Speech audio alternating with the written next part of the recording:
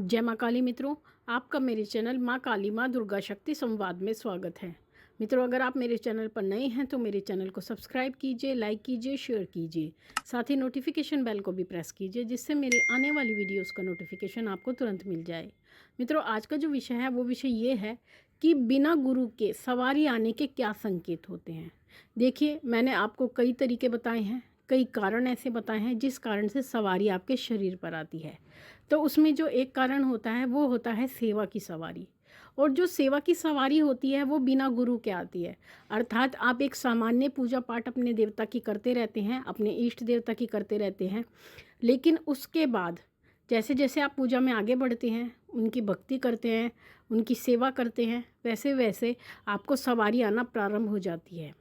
तो इसके आने के क्या संकेत होते हैं। जो सेवा की सवारी होती है वो बिना गुरु की होती है। आपने कोई गुरु धारण नहीं किया, आप एक सामान्य पूजा पाठ अपना प्रारंभ कर देते हैं। कुछ व्यक्ति ऐसे होते हैं जो बचपन से ही पूजा पाठ में लगे रहते हैं। कुछ व्यक्ति एक समय सीमा आने पर पूजा पाठ प्रारंभ करते हैं। कोई युवा अवस्था में करता है, कोई मध्यावस्था में करता है। तो इसी प्रकार से सब अपने इस तरीके से पूजा प्रारंभ करते हैं। तो उस पूजा को प्रारंभ करते करते जब देवता की कृपा उनको प्राप्त होती है, इसमें कोई निश्चित समय सीमा नहीं है। हम आपको ये बता दें कि एक व्यक्ति ने 1 साल पूजा की तो उसको सवारी आने लगी, या 2 साल की, 5 साल की, 10 साल की, इसकी कोई समय सीमा नहीं होती। इसकी जो कृपा होती है वो देवता की होती है कि देवता आपसे किस समय सीमा में प्रसन्न हो जाते हैं, कब वो आपको संकेत देते हैं, कब वो आपके शरीर पर आना प्रारंभ कर देते हैं, वो उनकी अपनी इच्छा पर निर्भर करता है। आपकी सेवा चलती रहती है, आप पूजा पाठ अपना जो नियमित होता है वो करते रहते हैं, और उसी पूजा पाठ से आपको सवारी आने लगती है।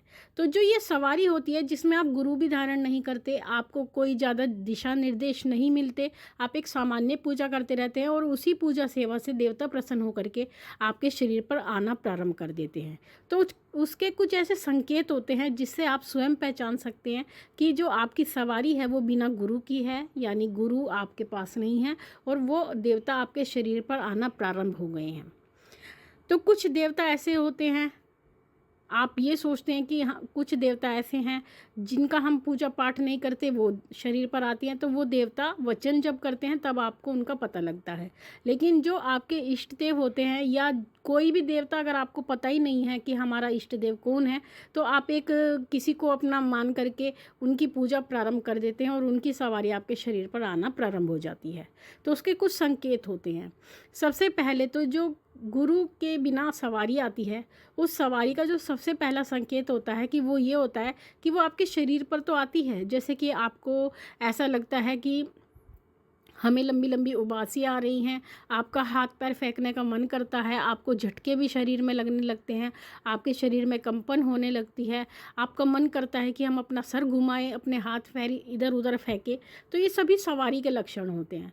तो अगर आपको ये लक्षण आने लगते हैं और उसके बाद में आपको सवारी पूर्णतया आ जाती है, तो जो इस तरह की सवारी होती है, बिना गुरु की जो सवारी होती है, वो अपना मुंह नहीं खोलती है। मुंह नहीं खोलने का अर्थ वो कोई भी वचन नहीं करती है, वो आती है, झूमती है, खेलती है और चली जाती है। वो कितनी भी बार आए लेकिन आकर झूम कर चली जाती है।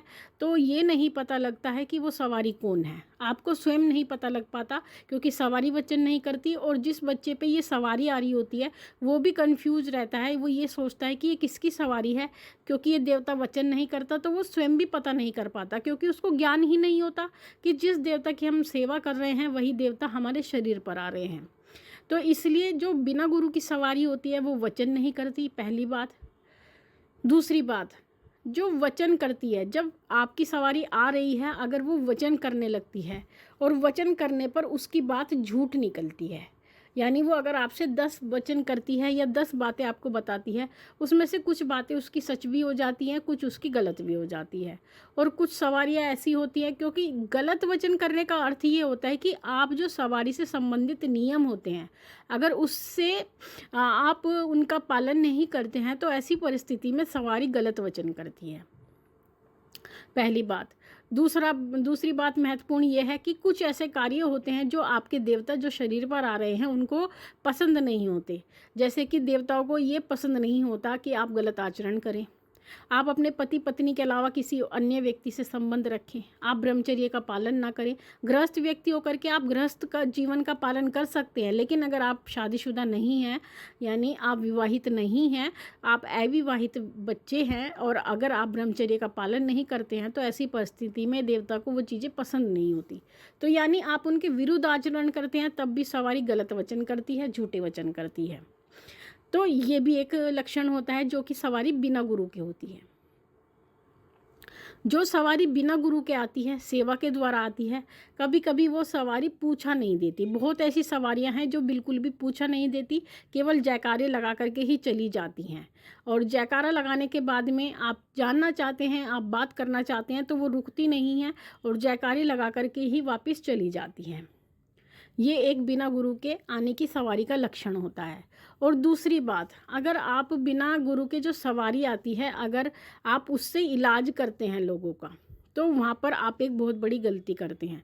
क्योंकि बिना गुरु के कभी भी किसी बच्चे को, किसी व्यक्ति का इलाज नहीं करना चाहिए। इलाज से तात्पर्य ये होता है कि आप किसी को झाड़ा लगा देते हैं, आप किसी को पूछा दे देते हैं, किसी को अगर कोई बीमारी है तो उसके लिए धागा बना देते हैं, किसी की नज़र उतार देते हैं।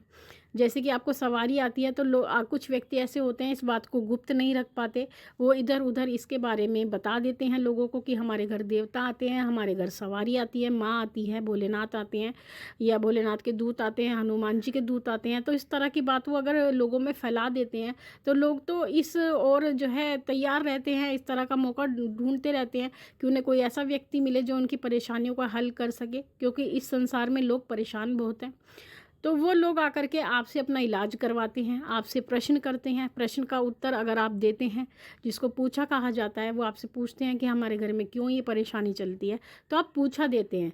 तो पूछा बिना गुरु के नहीं देना चाहिए। कुछ व्यक्ति ऐसे होते हैं जिनके शरीर पर संकट खेल रहा होता है, और अगर आप संकट काटते हैं तो ऐसी परिस्थिति में आप खुद ही परेशानी में पड़ जाते हैं।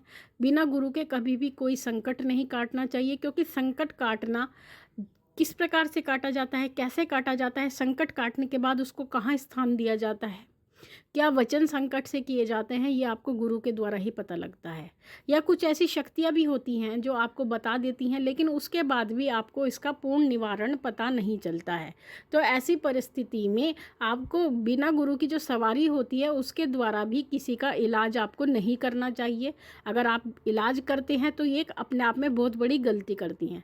सबसे पहले आपको गुरु धारण करना है। गुरु धारण करने के बाद में उनकी आज्ञा से आपको किसी व्यक्ति का इलाज करना है। अगर आपके गुरु आपको मना करते हैं कि आपको किसी का इलाज नहीं करना है, किसी को पूछा नहीं देना है, किसी का संकट नहीं काटना है, क्योंकि गुरु जानते हैं कि आपके अंदर जो ऊर्जा आ रही है वो कितनी प्रबल है, आपने कितनी साधना की है, आपने कितनी सेवा की है।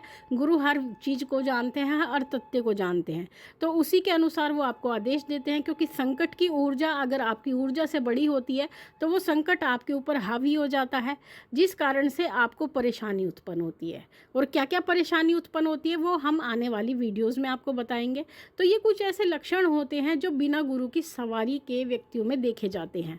अगर आपको ये सभी लक्षण हैं तो आप स्वयं पहचान सकते हैं कि आपके ऊपर जो सवारी आ रही है वो बिना गुरु के आ रही है।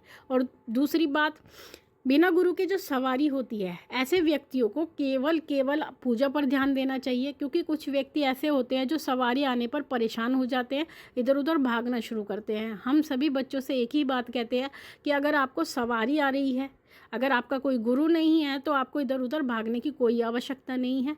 आप अपनी सामान्य पूजा से अपनी सवारी को प्रबल भी कर सकते हैं और अपने घर के कार्य सिद्ध करवा सकते हैं। क्योंकि सबसे पहले हम यही कहते हैं, आपको अगर सवारी आ रही है तो सबसे पहले उनसे क्या करके आपको अपना भला करना चाहिए, उसी के बाद में जगत कल्याण के बारे में विचार करना चाहिए। तो मित्रों, ये थी जानकारी आप सभी के लिए। माँ भगवती से यही प्रार्थना करती हैं कि वो आपके भंडारे भरती रहे, आपकी सभी मनोकामनाओं को पूर्ण करती रहे। आपसे फिर मिलते हैं अपनी अगली वीडियो में। तब तक के लिए जय महाकाली, जय महाकाल।